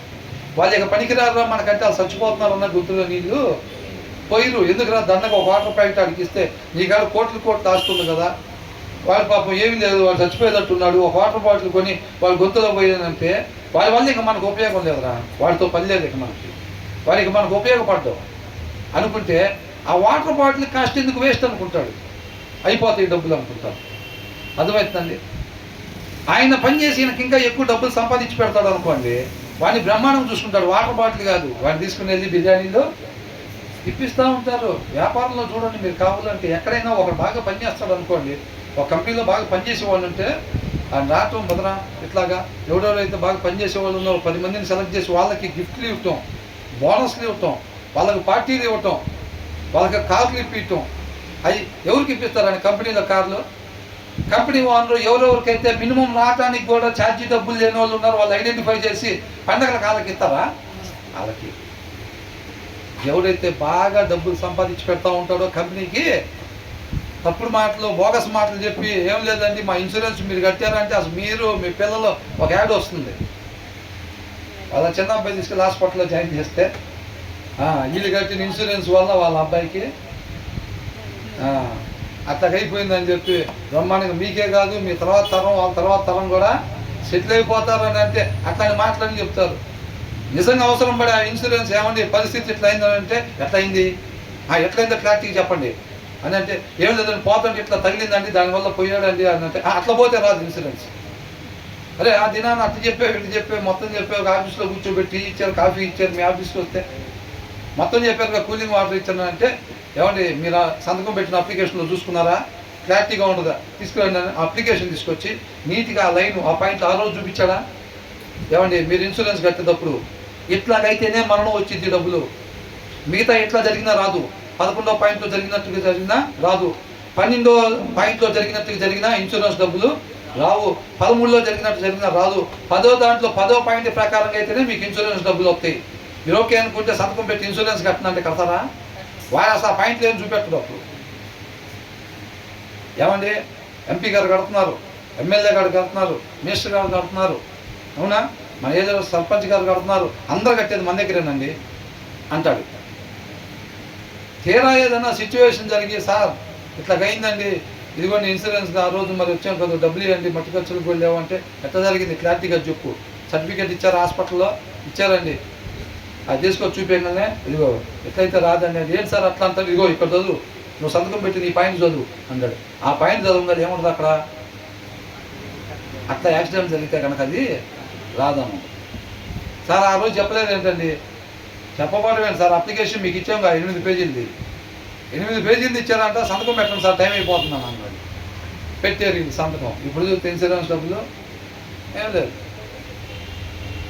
అవునా కదా. కాబట్టి అలా ఎవరైతే జనాలకి చూడకుండా సంతకాలు పెట్టించి కంపెనీకి ఆదాయం తీసుకొచ్చేవాడు ఉంటాడో వాడికి పండక్కి కార్లు ఇస్తారు, వాడికి బట్టలు పెడతారు, వాళ్ళకి టూర్ పెడతారు, అవుట్ స్టేషన్ టూర్లు. అరే ఈ 3 నెలల్లో ఎవడైతే ఇన్సూరెన్స్లు చేపిస్తాడో వాడికి గోవా టూర్ అంటారు. వాడు చూడి ఏం చెప్పాల్సిన వాడు వదిలిపెట్టేసి మొత్తం లాస్ట్లో ఒకటి తగ్గితే పెదనాన్న చేత పెద్దమ్మ చేత కూడా కట్టించేసిడు, 10 కట్టిన వాడికి ఏం చెప్తారు. ఇక మనోళ్ళ బయట వాళ్ళు ఏం కనపడరు, ఇంకా 9 అయినాయి, ఇవాళే లాస్ట్ రోజు. అవసరమైతే ఆ లాంచ్ చేస్తాను కట్టించేస్తాడు, ఆ పాయింట్ చదివకుండా నాన్న నేనుంటే కంపెనీలో మా వామ్మ గారు కూడా కడుతున్నాను నాన్న అని చెబుతాడు అవసరమైతే. చెప్పేసి అలా సార్ సంతకం పెట్టించి గోవా వెళ్ళిపోతుంది. తర్వాత ఏదైనా జరిగిందనుకో, రే నాన్నకి ఇట్ట అయింది కదా, నువ్వు ఉన్నావు కదా అంటావా, అట్టయితే రాదంటావా. నాకు కూడా తెలియదు ఆ రోజు, తెలుసు ఆ రోజు తెలుసు, ఆ రోజు తెలుసు. అట్లా అన్నమాట. వీళ్ళందరూ కూడా ఏంటంటే కంపెనీకి లాభాలు, జనానికి ఏం చెప్పావు అనేది అనవసరం. నువ్వు ఎన్ని పాలసీలు వేయించావు ఈ నెలలో, వాడి నుంచో పెట్టి సపట్లకు వచ్చి నోటీస్ బోర్డులో పేర్లు రాసి ఫోటోలు రాసి, అవునా, గందరగోళంగా చేసి వాడిని చాలా పనిచేసి ఇచ్చేసి అక్కడ ఉండే వాళ్ళలో అప్రిషియేషన్ చేస్తాం. వాడిని చూసి ఇంకో నలుగురు తయారైతే మనం కూడా ఏం చెప్పకూడదురా. వాడు ఎంత సక్సెస్ అయ్యాడంటే వాడు ఏం చెప్పడరా అసలు. ఎవరి పొరపాటున జరిగితే అసలు అక్కడ అయితే రాదండి, ఇట్లాగైతే వచ్చిందన్న మాట్లాడి ఏం చెప్పడరా వాడు. వాడు వెళ్ళిపోయి ఫస్ట్ కాళ్ళకు దండం పెట్టి ఇట్లాగా మేము కూడా అదేనండి, మనం ఒకటేనండి అని అంటాడు వాడు. అదంటాడు ఇదంటాడు. వాడు ఆ ముసుకేసి సంతకం పెట్టించుకుంటారా అని అంటారు. బయట అంతే ఉండదు తెలుసా. వెళ్ళేటప్పుడే చూస్తారు పటాలు, ఏం పటాలు ఉన్నాయో చూసుకుంటారు. ఓకే, పటాలను బట్టి ఒకవేళ వాక్యం ఉందనుకో అక్కడ ఎమ్మటే యాకోబు అని పేరు చెబుతాడు. ఏం పేరు యాకోబు కాదు, ఏం కాదు. పాలసీల్లో ఉండేది లేకపోతే బయట రకరకాలుగా మార్కెటింగ్లో ఉండేవి మొత్తం ఇంతే. అది వేరేది ఉందనుకో పేరు మారిపోయింది. అక్కడ బట్టి పేరు, అక్కడ బట్టి ప్రవర్తన. రాజకీయ నాయకుల టైపు. రాజకీయ నాయకులు ఎట్లా ఉంటుంది, దసరాకి దసరా, క్రిస్మస్కి క్రిస్మస్, రంజాన్కి రంజానే ఉంటుంది. అట్లాగా అయిపోతారు. కాబట్టి ఇక్కడ ఏమంటున్నారు, ఈయన ఎందుకు డబ్బులు ఇవ్వడంట, నిన్ను వల్ల నీ పొరుగువాడిని ప్రేమించు. నువ్వు ఆ పరిస్థితుల్లో ఉంటే జనం నీకేం చేయాలని నువ్వు కోరుకుంటావో నువ్వు జనాలకు అది చెయ్యి అని చెప్పి చెప్తున్నాడు కదా. మనిషి ఉండాల్సిన విధానం అది కదా. కాకపోతే ఈయన ఏం చేస్తాడంట, తొందరగా డబ్బులు సంపాదించాలి, ఎట్లాగైనా సరే తొందరగా డబ్బులు సంపాదించాలి అనేది ఉంది కాబట్టి అవతల వాళ్ళకి అవసరమైనా సరే సహాయం చెయ్యడు, చేయకుండా ఉంటాడంట. అప్పుడు ఏమైందంట, ఆయన ఏం తెలియదంట, దరిద్రత. ఏ దరిద్రత, నువ్వు ఎప్పుడైతే అవసరతల్లో ఉన్న వాడికి నువ్వు సహాయం చేయవో నీకు ఆత్మీయత ఏమొచ్చేసిద్ది. దీనికి దానికి కనెక్షన్ ఉండేది తెలుసండి. దీనికి దానికి కనెక్షన్ ఉండదు. నువ్వు ఇక్కడ నిజంగా ఆకలిగా ఉన్న వాడికి నువ్వు ప్లేట్ ఇడ్లీ ఇప్పిస్తే అది ఎక్కడ అకౌంట్లో పడిద్ది, అది అక్కడ అకౌంట్లో పడిద్ది. ఉందా లేదా కనెక్షను. ఏమంటున్నాడు, నీ చుట్టూ ఉండే వాళ్ళు ఎవరైతే అల్పులు ఉన్నారో నువ్వు వాళ్ళకి ఆహారం లేనప్పుడు ఆకలిగా ఉన్నప్పుడు అన్నం పెట్టావు కాబట్టి నాకు పెట్టినట్టు అంటున్నాడు. ఎటు పెట్టారు కనెక్షను, ఇక్కడి నుంచి అక్కడికి ఉందా లేదా మరి అది. అందుకనే ఇక్కడ ఏమంటున్నాడంటే ఈ లోక సంబంధంగా ఎదగాలి అనే తపన ఉండేవాడు ఈ తోటి వారిని ప్రేమించే తత్వం ఉండదు. వారి అవసరతల్లో ఉన్నాడని తెలిసినా వారికి ఎవరో ఎంతకాడికి గొప్ప గొప్ప సహవాసాలు కావాలి, సక్సెస్ అయిన వాళ్ళ సహవాసాలు కావాలి, డబ్బులు ఉన్న వాళ్ళతో పరిచయాలు కావాలి. పేదోడి దగ్గరికి వెళ్ళబుద్ధి అవ్వదు, వాడు చెప్పే మొర ఆలకించబుద్ధి అవ్వదు. ఇట్లా అయింది ఆ పరిస్థితి, అసలు ఈ నెలలో అబ్బాయి పరిస్థితి ఇట్లా అయింది, అమ్మాయికి ఇట్లా అయింది, ఈయనకేం ఉద్యోగం లేదు, అవి మనకి వినబుద్ధి అవ్వదు అసలు. అర్థమవుతుందా. గొప్పలతో పరిచయాలు కావాలి, ఇవన్నీ ఉంటాయి అన్నమాట. అర్థమవుతుందా. కాబట్టి అలాంటి ఉదార స్వభావం లేని వారంగా మనము ఉండకూడదు. 20వ వచనంలో ఏం చూసాం, విశ్వాసము కలిగి మాత్రమే మనం జీవించే వారం ఉండాలి. 21లో పక్షపాతము చూపనేకూడదు, పార్షియాలిటీ చూపనేకూడదు. విశ్వాసం కలిగి ఉండాలి, పార్షియాలిటీ చూపించకూడదు. 22వ వచనంలో ఏంటంట, ఉదార స్వభావము, అవసరతల్లో ఉన్న వాళ్ళకి సహాయం చేసేవారుగా మనము ఉండాలి. అంతే తప్ప మనం స్టింగీగా ఉండకూడదు, పిసినారి వారంగా, జిడ్డులాగా. అంటే జిడ్డు అంటే వాడు అవసరమైన దగ్గర డబ్బులు ఇవ్వడం. అర్థమవుతుందా. వాళ్ళకి కావాలంటే ఖర్చు పెట్టుకుంటారు, వాళ్ళకి అన్యులు కూడా ఖర్చు పెట్టుకుంటారుగా, వాళ్ళకి కావాలంటే ఖర్చు పెట్టుకుంటారు తప్ప మిగతా వాడికి డబ్బులు ఇవ్వాలంటే అసలు ఏమాత్రం కూడా ఇవ్వరు అన్నమాట. అలా ఉన్నప్పుడు ఏమొచ్చిందంట, నీకు ఆత్మీయ లేమి వచ్చింది. నీకు అక్కడ అకౌంట్లో డబ్బులు పడే పరిస్థితి ఉండదు. నువ్వు అక్కడ డబ్బులు వేసుకుందావు అని చూసినా సోమరు ఏం చేస్తాడంటే ఇక్కడ ఉండే వాటిని సంపాదించుకుంటా వీళ్ళు కూడా ఏం చేస్తారంటే సహాయం చేసేవాడికి అక్కడ అకౌంట్లో ఎట్లా ఉండాలో నాకు కూడా అట్లా ఉండాలనుకుంటా ఉంటాడు. అర్థమవుతుందండి. కాబట్టి అక్కడ ఆత్మీయ లేమి మనకి కలిగిద్ది. అవసరమైనట్టుగా మన ఆత్మీయత ఉండదు అని అంటున్నాడు. కాబట్టి దీనికి దానికి కనెక్షన్ అన్నమాట. ఓన్లీ వాక్యం చదువుకొని ప్రార్థన చేసుకొని అవతల వాళ్ళు అవసరతలు అని చెప్పి కేకలేస్తుంటే మొర పెట్టుకుంటుంటే మన కంటి ముందు కనపడుతుంటే మనం చెల్లించకపోతుంటే గనక మనం ఏది కూడా పనిచేయవు. నువ్వు నాకు ఇచ్చే అర్పణ ముఖ్యం కాదు. నీ సహోదరుడితో నీకు మధ్యలో ఆ ప్రేమ అది డిస్టెన్స్ వచ్చింది అనుకోండి, ఏదైనా డిస్ప్యూట్ లాగా వచ్చింది అనుకోండి, ముందు దాన్ని ప్రేమగా మార్చుకోవాలి. అది ప్రేమగా మార్చుకున్న తర్వాత అక్కడ లైన్ కరెక్ట్గా చేసుకొని అప్పుడు నువ్వు రా అర్పణ అర్పించడానికి నేను స్వీకరిస్తాను. అంతే తప్ప నీ ఇంటి పక్కన వాళ్ళకి అవసరం ఉంది లేకపోతే ఇంకొక దగ్గర అవసరం ఉందని నీ చెవులు పడిన తర్వాత నువ్వు వాళ్ళకి సహాయం చేయకుండా నువ్వు ఇక్కడికి వచ్చి బ్రహ్మాండంగా పాటలు పాడినా నేను అవి వినను, నువ్వు చేసే ప్రార్థన నేను ఆలకించను అని అంటాను. అర్థమవుతుందండి? కాబట్టి ఒకవేళ శుక్రవారం ప్రార్థన టైంలోనే నువ్వు ప్రార్థనకు బయలుదేరు, గబక్కని ఇంటి పక్కనే నీకు బాగలేదు సహాయం చేసి వాళ్ళు ఎవరు లేరు, అయ్యా కొద్దిగా హాస్పిటల్కి తీసుకెళ్ళాలని చెప్పి నువ్వు అప్పుడే ప్రార్థన చేసుకొని వద్దాం అనుకుంటున్నావు బయటికి. ఆ టైంలో వచ్చారు, అయ్యా కొద్దిగా ఇట్లాగా అని చెప్పి నువ్వు అవసరమైతే ఎక్కడికి వెళ్ళాలి? హాస్పిటల్ దగ్గరికి వెళ్ళిపోయి అక్కడ చూపించుకొని రావాలి ఇక్కడికి. అంతే. ఒకవేళ ఇది అయిపోయింది అనుకోండి, అయిపోవచ్చు కాక మనం అక్కడ చేయాల్సిందే చెయ్యాలి. అవునా కదా? అంతే తప్ప ఆచారంగా మనం వచ్చే వారంగా ఉండకూడదు. సహాయంలో ఉన్నవాడికి వదిలిపెట్టి నేను ఇక్కడికి వెళ్ళి పాటలు పాడాలంటే అర్జెంటుగా నేను పోయి ప్రార్థన చేయాలండి అక్కడ అని అంటే దేవుడు అట్లాగా ఆచారంగా ఉండేదాన్ని స్వీకరించడు. కాబట్టి మనం ఏం చేయాలంటే మన కన్నులు ఎక్కడెక్కడ అవసరతల్లో ఉన్నారో వారిని చూచేవిగా మన కన్నులు ఉండాలని ప్రార్థన చేయాలి.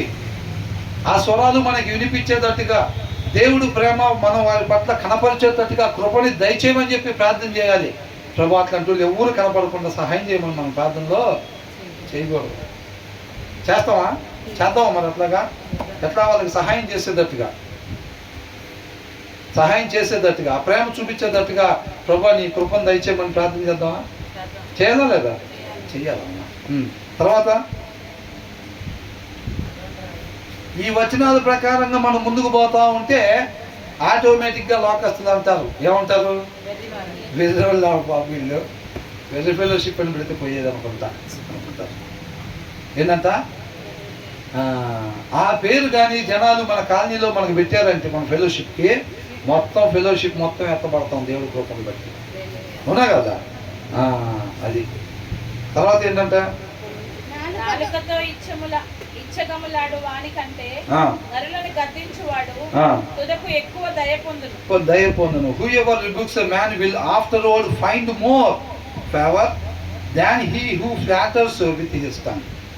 అవతలలో సరి చేసుకోవాల్సింది ఏదన్నా ఉన్నప్పుడు వీళ్ళు వాళ్ళని సరి చేసేది చెప్పేటట్టుగా ఉండాలి. నువ్వు నిజంగా వాళ్ళని ప్రేమిస్తే నీ పిల్లడు బైబిల్ చదవకుండా ఉంటున్నాడు, బ్రహ్మాండమైన డ్రెస్సులు వేసుకొని సూట్లు వేసుకొని ఆ మిగతా పనులన్నీ బాగానే చేస్తున్నాడు, భోజనం తింటున్నాడు, కమ్మగా మంచి డ్రెస్సులు వేసుకుంటున్నాడు, హ్యాపీగా వాడికి ఏదైతే ఆనందం ఇచ్చింది దాని ప్రకారం తిరుగుతున్నాడు. వాళ్ళు బైబిల్ చదవట్లేదు అనుకోండి, వాళ్ళకి ఏం చెప్తాం? వదిలేస్తామా? అవన్నీ కాదు, ఇది ముఖ్యం, శ్రద్ధ పెట్టి బైబిల్ చదవాలి, మోకరించి ప్రార్థన చెయ్యాలి, అది ముఖ్యం అని చెప్తాం. మిగతా వాళ్ళకు అది కనపడింది అనుకోండి, ఆ బ్రదరు వాక్యం చదవట్లేదు, ఆ బ్రదరు ఆ సిస్టరు ప్రార్థన చేయట్లేదు అని మనకి తెలిసినప్పుడు మనం ఏం చేయాలంట? సరి చేసే వారంగా ఉండాలి. బ్రదర్ వాక్యం చదువుతున్నారు బ్రదర్, సరదాగా కూర్చున్నప్పుడు ఏం కూర ఎన్ని ముక్కలు వేసాడు బ్రదర్ కేజీకి, అవి కాకుండా ఏంటంట కలిసినప్పుడు ఏం మాట్లాడుకోవాలి? అన్న వాక్యం చదువుతున్నారన్నా అన్నాను, ఎక్కడ కుదరట్లేదు అని అన్నాను అనుకో, అసలు కుదరట్లేదు పనిలోనే సరిపోతుంది కదా తండ్రి అంటే, అదేంటన్నా మనం కంపల్సరీగా చదవాలి కదా, ఎట్టి పరిస్థితుల్లో అన్నిటికన్నా ఇది ముఖ్యంగా చదవాలి కదా అన్న అని అన్నాను. అవునా? మనం అలా చెప్పేవారంగా ఉండాలి. ప్రార్థన చేసుకోకపోతుంటే చెప్పేవారంగా మనం చేస్తాం, వాళ్ళకు కూడా చెప్పేవారంగా ఉండాలి. అదే నొప్పించుకుంటాడేమో, దూర పెడతాడేమో, నేను పెద్ద భక్తుల్లో బిల్డప్ ఇవ్వకరా నాయన నువ్వు అని అనుకుంటాడేమో. అవునా? ఏమన్నా సహవాసం దూరం అయిద్దేమో, ఎప్పుడన్నా గబక్కన ఒక 5,000 అడిగితే ఇవ్వడేమో, ఏదన్నా వండుకుంటే పెట్టరేమో, లేకపోతే వచ్చినప్పుడు ముందు ప్లేస్ ఎవరేమో, ఇవన్నీ ఉంటాయి కదా. అవునా? కరెక్షన్ ఇష్టపడరు అందరూ. ఆయనలో ఉన్న వాళ్ళైతే కరెక్షన్ చేస్తే గొప్ప ధన్యత, ప్రభు నీ కృపను బట్టి సరి చేసేవు నాయన, వాళ్ళ ద్వారా నీకే స్తోత్రం అని చెప్పుకుంటారు. కొంతమంది ఏమనుకుంటారు? కరెక్షన్ ఇష్టపడరు అనమాట, కరెక్షన్ ఇష్టపడరు. కాబట్టి తర్వాత రిలేషన్ ఎట్లా ఉంటుంది, తర్వాత పరిస్థితి ఏంటి, తర్వాత అవసరతలు ఏంటి, ఫ్యూచర్లో ఏదైనా అవసరం పడితే చేయడేమో, ఇవన్నీ కాదండి. అవసరాలు వాళ్ళ ఆత్మీయతలోకి నడవటానికి ఏదన్నా మనం చెప్పాల్సి వస్తే మనం వాళ్ళ మనసు నొచ్చుకున్నా సరే చెప్పేవారంగా మనం ఉండాలి తప్ప, అది మనకెందుకు వాక్యం చదివితే చదవకపోతే ఆ సిస్టర్ ప్రార్థన చేసుకుంటే మనకెందుకు. ఆమె ఏదో పాట పాడింది అంటే, అక్క అసలు ఏం పాడావు అక్క నువ్వు అసలు అని అంటే 1-2 ముక్కలు అంటే మనం బాగా ఇష్టపడతారు కదా. ఏంటంట, అక్క బ్రహ్మాండంగా ప్రార్థన చేసేవు అక్క అన్న, అసలు ఏం చెప్పేవా నా వాక్యం నువ్వు అని అంటే, ఏదో 1-2 అందులో మంచివి ఉన్నాయి, వాటినే 2-3 సార్లు నువ్వు చెప్పావంటే వాళ్ళకి ఎంత హాయిగా ఉంటుంది. మనం అంటే బాగా ఇష్టపడతారు. ఎప్పుడన్నా ఫోన్ చేసి అన్న ఒక 5,000 కావాలంటే 5,000 సరిపోతాయా అని అడుగుతారు. అదే సరి చేసామనుకోండి, 5,000 అసలు నా కాడ ఉంచావే అంటే ఏమన్నా మొన్న తెలీదా ఆ రోజు నా బైబిల్ చదివావా అంత ఆ రోజు తెలీదా, తర్వాత రోజుల్లో ఇక్కడ పరిస్థితి పడిద్ది అని చూసుకునే పని లేదా చెప్తావు ఇంకోసారి చెప్పడని చెప్పు. 3 సార్లు చెప్తే వేస్తాడు డబ్బులు అన్నా, ఇంకెప్పుడు కరెక్షన్ లేదన్నా అని 3 సార్లు నువ్వు చెప్తే ఇప్పుడే కొడతా డబ్బులు. అర్థమవుతుందండి. అట్లాగా ఎందుకు వచ్చిన గొడవరా, అందరితో బాగుండాలని చెప్పాడు కదా యేసయ్య. అందరితో బాగుండాలని అంటే కరెక్షన్ ఎవడు ఇష్టపడరా. కాబట్టి మనం ఎవరిని కరెక్షన్ చేయకుండా, ఆంటీ మీ గ్రీన్ శారీ అదిరిపోయింది, ఆంటీ మీ బ్లూ శారీ అదిరిపోయింది, ఆంటీ మీ రెడ్ శారీ అదిరిపోయింది, ఆంటీ ఎట్లా సెలెక్ట్ చేస్తారంటే, ఆనంద్ నీ గ్రీన్ టీషర్ట్ అసలు ఏం టీషర్ట్ ఆనంద్ అసలు అని అంత మొత్తం అట్లాగే అనుకుంటూ పోతున్నాం అనుకో, ఆ చివరి నుంచి చూడదాకా అట్లాగే అనుకోని ఫెలోషిప్ రోజు వచ్చి వెళ్తుంటే ఎంత ఇష్టపడతారు అసలు మనల్ని. అది మీరేంటి వాక్యం చెప్పేటప్పుడు నిద్రపోతూ ఉంటారు అన్న, మీరేంటి మన వాక్యంలో మన షార్ట్స్గా అప్లోడ్ చేస్తుంటే ఆనంద్ ఇప్పుడు ఏం చెప్పాను నిన్ను అడుగుతాను నేర్చి అది కూడా వచ్చి ఆనంద్ ఇష్టపడతారా బ్రదర్, నేను ఎవరికైనా స్నాక్స్, మీకు మాత్రం స్నాక్స్ ఇవ్వండి, మిగిలిపోతే అవసరం అయితే ఇంకొకరికి ఇస్తాలే కానీ 2 మీకు మాత్రం ఇవ్వనని అప్పుడే డిసైడ్ అవుతాడు. ఇదంతా ఎందుకు, ఆనందం నేను చక్కగా ఉంటాడు అని అంటున్నాం అనుకోండి 1-2 సార్లు, ఏదన్నా మిగిలిపోతే డైరెక్ట్గా మనమే గుర్తొస్తాం. అవునా కదా. అట్లాగా ఇక్కడ బాగానే ఉంటుంది, అందరూ బాగానే ఉంటారు. బ్రదర్ రండి ఇక్కడ కూర్చోండి నన్ను ఇది పిలుస్తారు, వాళ్ళు పిలుస్తూ ఉంటారు. ఎందుకంటే ఎక్కడ పోయినా పోగొట్టమే, ఏదైనా కనపడినా సరి చేయడం కాబట్టి మనం ఇక్కడ పిలుస్తారు. రేపు అక్కడ పిలిచే వాళ్ళు ఎవరు ఉండరు, అందరు ఇటున్న వాళ్ళే పిలుస్తూ ఉంటారు. బ్రదర్ ఇక్కడ అంటూ ఉంటారు. అటు కాదు బాబు మంటల్లో అటు వెళ్దాం అనుకుంటున్నాను, అటు ఊరు వెళ్ళవరు మనల్ని, మన వాళ్ళు అందరూ ఇటుంటారు. అప్పుడు ఇంట్లో బాగానే మేనేజ్ చేసాం, కింద ఉన్నప్పుడు అందరూ కలవరు ఇచ్చిన వాళ్ళే మనం బయటకు వస్తే అందరూ అసలు చచ్చిపోయేది నీకోసం ప్రాణాలు ఇస్తామన్నా అన్నారు. ఎక్కడ చూస్తే ఎవరు పిలవట్లేదు, ఇటు వెళ్ళిందని అంటే పరిస్థితి అంతే. అవునా. కాబట్టి ఇక్కడ ఏమంటున్నారు, whoever rebukes a man will afterward find more favour than he who flatters with his tongue అంట. ఫ్లాటర్స్ పొగడ్తలో ఏం కూర్చున్నావు జయసి, అసలు నువ్వు ఒక కాలు మడత వేసుకొని ఒక కాలు కిందకి ఏలాడు తీసుకొని అసలు అట్లా కూర్చున్నావున్నా మాకు కుదరదని అంటుంటే ఇంకేం లేదు, బ్రహ్మాండంగా భలేగా ఇష్టపడతారు పిల్లలు. అవునా కదా. అట్లాగనమాట. అంటే చూపు ఎక్కడుంది, విశ్వాసం ద్వారా ఉండేవాడి అవి చేయలేడు. వాడికి ఎంతకాడికి ఏమనిపించింది అంటే, మొన్న హోటల్కి వెళ్ళాం టిఫిన్ చేద్దామని, ఆయన కళాయిలో నూనె పోయటానికి ప్యాకెట్ కట్ చేయకుండా వేడి కళాయిలో ఆ కవర్ పెట్టి ఉంచితే అదే వేడికి కరిగిపోయి ఆ నూనె దాంట్లో పడింది. మౌనిక చూసి ఎట్టి పరిస్థితుల్లో పోయి ఆయనకి చెప్పాలంట, నువ్వేం చెప్పబాక అట్లాగా, ఎవరిని అనుకుంటారు మనల్ని, అంత కావాలంటే నో హోటల్కి వెళ్ళొచ్చు, ఇక్కడ చూడరమ్మన్నాడు మిమ్మల్ని, మా దగ్గర ఇంతే ఉండిద్ది, మాకు చెప్పబాకండి వచ్చి ఇవన్నీ ఎట్లా చేయండి, గ్లౌజులు వేసుకోండి, మాస్కులు పెట్టండి, ఇవన్నీ చెప్పబాకండి, ఇక్కడ ఇంతే ఉంటుంది, ఇష్టమైతే రండి, నాకు తెలియదు అనుకుంటారు. అంటే 2-3 సార్లు ఏది చెప్పాలి, వాటి వల్ల క్యాన్సర్లు వస్తాయి అని అంటుంది. చెప్పామంటే ఇంకోసారి వస్తే వింతగా చూస్తారు మనల్ని.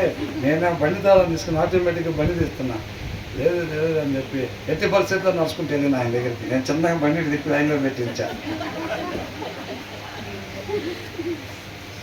అక్కడ పోయి చెప్పగానే క్యా అంటున్నాడు. ఆయనకేమో తెలుగు రాకపోతే ఆ పక్కన నుంచుని ఉన్నాడు ఒక ఆయన, టిఫిన్ చేసి ఆయన దాన్ని ట్రాన్స్లేట్ చేసి హిందీలో చెప్పాడు. ఇలాగంట నువ్వు ఆయిల్ కవర్ కట్ చేసి వేయమంటున్నాడు. కట్ చేయకుండా నువ్వు దాంట్లో వేడి పెట్టేస్తే ఆ కవర్తో పాటు మెల్ట్ అయ్యి ఆయిల్తో పాటు వెళ్ళిద్ది కదా అని చెప్తున్నారు. సిజరాన్ని తీసుకొని కట్ చేసి ఆయిల్ పోయమని చెప్తున్నారు అని అన్నాడు. నేనైతే ఇటు తిరిగి నుంచున్నా. అక్కడ ఏం జరుగుతుందో నాకు తెలుసు కదా సిచ్యువేషన్. ఇటు తిరిగి నుంచున్నాను. ఆ వానర్ గారు కూడా వింటున్నాడు. కామ్గా వచ్చి బండి ఎక్కింది, వెళ్ళకుండా వచ్చాం.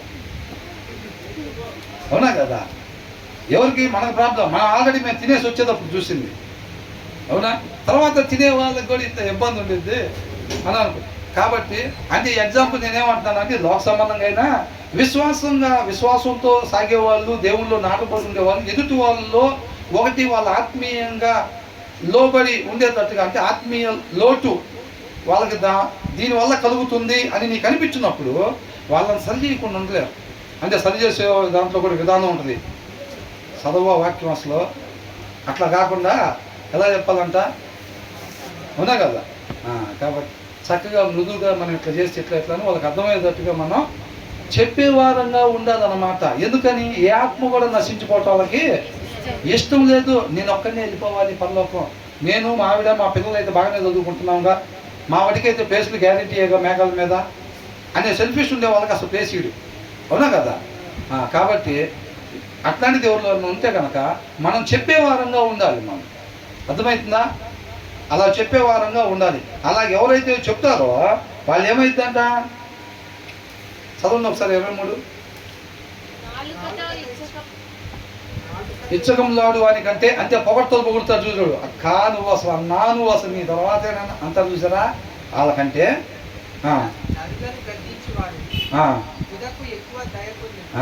ఆయన దయ పొందుకోగలుగుతాం అన్నమాట. ఇలా దయ పొందుకోలేమో కానీ ఇక్కడ, అవునా కదా?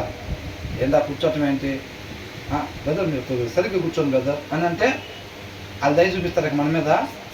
ఇవాళతోనే లాస్ట్కి మీతో మాట్లాడుతూ ఉంటారు, అవునా? వీళ్ళ దయ సంగతి ఏమో కానీ ఆయన దయ మాత్రం మెండుగా వచ్చిందంతా ఒక ఆత్మీయతలోకి నడిపిస్తుంటే వీళ్ళు ఏం చేస్తారంటే దేవుడి దగ్గర లోక జ్ఞానం చూపిస్తారు. మేమేం లేనిది పొగట్లేదండి, ఉన్నదే పొగుడుతున్నాం, నిజంగానే గ్రీన్ టీషర్ట్ బాగుంది కాబట్టి బాగుందని చెప్పాం అని కవరింగ్ చేస్తారు సౌల్లాగా. మరి కనిపించే గ్రీన్ టీషర్ట్ బాగానే ఉంది, ఆయన వాక్యం చెబుతుంటే మరి అటు ఇటు తిరుగుతూ ఉంటాడు కదా, దాని సంగతి నీకు కనపడతలేదా? అది కనపడింది, మరి ఎందుకు చెప్పు? అది ఎందుకు చెప్పు? దేవుడు దాన్ని పరిగణలో తీసుకోడా? మనం కష్టపడాలి, మన ఆఫీసులో కష్టపడే దాని వెనకాల ఉద్దేశాన్ని చూసేటప్పుడు దేవుడు నువ్వు ఏ ఉద్దేశంతో కష్టపడుతున్నావు? నువ్వు డబ్బులు సంపాదించి బాగా దాచిపెట్టాలని కష్టపడుతున్నావా?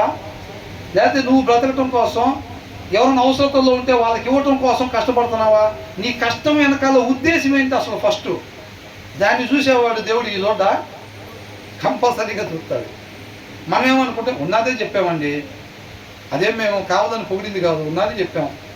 వాళ్ళు అది ఎందుకు చెప్పాలి? అది కూడా ఉన్నదేగా. అది చెబితే వాళ్ళు ఏమని అనుకుంటారు కాబట్టి చెప్పం, అంతేనా? కాబట్టి ఇక్కడ ఏమంటున్నారంటే ఖచ్చితంగా మనం అవుతలేదన్నా సరి చేయాల్సి వస్తే మనం విశ్వాసంతో ముందుకు సాగుతూ ఉంటే వాళ్ళని మనం సరి చేసే వాళ్ళంగా ఉండాలి.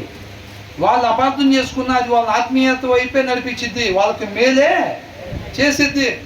ఏసై చెప్తుంది, అబ్బా బంగారు కొండ ఏం చెప్తున్నావు మాకన్నారా? ఏమన్నారు? పళ్ళు కొరికి రాళ్ళు తీసుకుంటున్నారు, పట్టుతంగా చంపేసేయాలి అని మనం ఆపాది పిల్లలు అంటున్నాడు. మన తండ్రి వేరంట, ఆయన తండ్రి ఏమో సర్వోన్నతుడు అంట, మన తండ్రి వేరంట ఆయన చెప్పటం. అలా అపార్థం చేసుకున్నారా లేదా? మరి ఆయన ఉద్దేశం ఏంటి? వీళ్ళు ఎవరు కూడా నశించుకోకూడదని. ఆయన ఏమంటున్నాడు? వాళ్ళు సరి చేసుకోవాల్సిందే గద్దిస్తున్నాడు అన్నమాట, చెప్తున్నాడు. వీళ్ళు ఏం చేస్తున్నారు? దూరం పెడుతున్నారు. నువ్వు ఏం చెప్పకపోతే మాతో పాటు కూర్చొని భోజనం పెట్టేవాళ్ళం నీకు రోజు. నువ్వు అవి చెప్పడం వల్ల నిన్ను అసలు ఇష్టపడం మేము అనుకుంటారు. ఆయన ఇష్టపడకపోతే మనల్ని కూడా ఇష్టపడరు. ఎక్కడెక్కడ ఇష్టపడరు? ప్రతి చోట ఇష్టపడరు. ఆఫీస్లో కూడా ఇష్టపడరు, ఇంటి దగ్గర కూడా, ఇంట్లో కాలేజీలో కూడా ఇష్టపడరు. మనం బస్సులో పోతుంటే కూడా పెద్దవాడు కదండి, ఆమె కూర్చొని ఇద్దరం కలిసి లేదంటే అసలు నీకు లేకుండా పోవాల్సింది సీట్. అసలు ఏమంటారు వాళ్ళు? నువ్వెక్కడ దొరికేవరా నాయన, నువ్వు అసలు భలేవాళ్ళ ఉన్నావు, ఎవడన్నా వస్తే లేచాళ్ళకి సీట్ ఇద్దాం, లేచాళ్ళకి సీట్ ఇద్దామంటే నువ్వు అని అనుకుంటారా లేదా? కాబట్టి ఎక్కడ పోయినా దూరం పెడదామని అనుకుంటారు. కానీ మనం ఏంటి? లోకం వైపు కాకుండా విశ్వాసంతో విశ్వాసం. నువ్వు ఎప్పుడైతే సరి చేస్తావో ఆయన దయను పొందుకునే వారంగా ఉంటాము అని అంటున్నారు అన్నమాట. అర్థమవుతుందా? కాబట్టి మనం అలా చేయాలన్నమాట. 20వ వచనంలో ఏం నేర్చుకున్నాం? విశ్వాసంతో మనం ముందుకు సాగాలి. విశ్వాసంతో సాగటం అంటే ఆ విశ్వాసానికి సంబంధించిన క్రియలు మన జీవితంలో కనపడాలి. మొత్తం మాటలు మాత్రం విశ్వాసం నమ్మకం, విశ్వాసం నమ్మకం, యేసయ్య మీదే అని చెప్పి క్రియలు మాత్రం ఎక్కడ అసలు కంపారిజన్ కోయిన్సిడెన్స్ లేదనుకోండి, అదంతా కూడా దెయ్యాల విశ్వాసం. రేపు కేకలేస్తాం, విశ్వాసం కేకలేసుకుంటే ఎక్కడికి వెళ్ళిపోతాం? నిత్య నరకానికి వెళ్ళిపోతాం. అవునా? ఆ క్రియలు ఉండాలి మనలో. ఆ క్రియలను బట్టి దేవుడు ఆ విశ్వాసాన్ని పరిగణలోనికి తీసుకుంటాడు. కాబట్టి క్రియలు కలిగిన విశ్వాసం కలిగి మనం జీవించే వాళ్ళం ఉండాలి తప్ప ఈ లోకంలో డబ్బు సంపాదించాలని, పేరు సంపాదించాలని, ఆస్తులు సంపాదించాలని ఆతులతో పడే వాళ్ళంగా ఉండకూడదు. ఉంటే రేపు శిక్షింపబడే వాళ్ళం ఉంటాం. 21వ వచనంలో ఏం చూసాం? పక్షపాతం చూపనేకూడదు. ఎవరైనా సరే, 2 పిల్లలు ఉన్నారు, చిన్నపిల్లే, లాస్ట్ పిల్లే, ముద్దుగా మాట్లాడుతున్నది. మమ్మీ నేను కాదు మమ్మీ ఇట్లా కంటే నువ్వే చేసింది తప్పు నేను చూసా అని అంటే వాళ్ళని రక్షించుకున్న వాళ్ళమైతే, వాళ్ళు నేర్చుకుంటారు. అది వాళ్ళకి నెంబర్ 1 ఆస్తి ఇచ్చిన వాళ్ళం అవుతాం మనం. ఏ ఆస్తి? ఆత్మీయ ఆస్తి. వాళ్ళు నిత్య జీవంలో సీట్లు కన్ఫర్మేషన్ అయ్యేటట్టుగా చేసిన వాళ్ళం అవుతాం, దారి చూపించిన వాళ్ళం అవుతాం. చిన్నపిల్లల దగ్గర నుంచే నువ్వే చేసావు, చిన్నపిల్ల కదా ఎంత ముద్దుగా అడుగుతుంది పాపం వచ్చి, మమ్మీ ఇట్లా మమ్మీ అక్క అన్నయ్య అని అంటుంది అనుకో, ఆ ముద్దు మాట్లాడి బాధపడిద్దేమో. నన్ను అడిగిందంటే ఎప్పుడైనా ఏదో ఒకటి లేని చెప్పేసి ఆనంద్ ఏమంటావు అన్నాం అనుకో, ఏంట్రా బ్రదర్ నలుగురిలో అది ఏదో చెప్పేశాడు, అది కూడా జరగలేదు అక్కడ, ఆనంద్ అవునా కదా అన్నాడు. ఏం చేస్తాం? అవుననే చెప్పాలి. చాలా చోట్ల జరిగిద్ది. నలుగురు కలిసి ఫ్రెండ్స్ మాట్లాడుకుంటూ ఉండేటప్పుడు ఏదో ఒకటి జరగదని ఇదేం చెబుతాడు? జరిగిందని చెప్పేసి వీళ్ళని సాక్ష్యం పెడతాడు. కావాలంటే వీడిని అడుగు, ఏమంటావు ఆనందని అంటే అవును జరిగిందని. అట్లా అనేసి మనకి ఏమైంది? అవునా? కాబట్టి మనం అలాంటి మాదిరిని కాకుండా మంచి మాదిరిని మన జీవిత విధానం ద్వారా వాళ్ళకి కనపరిచే వాళ్ళంగా ఉండాలి. మనలో విశ్వాసం ఉండాలి, పక్షపాతం ఉండకూడదు. తర్వాత ఏంటంట?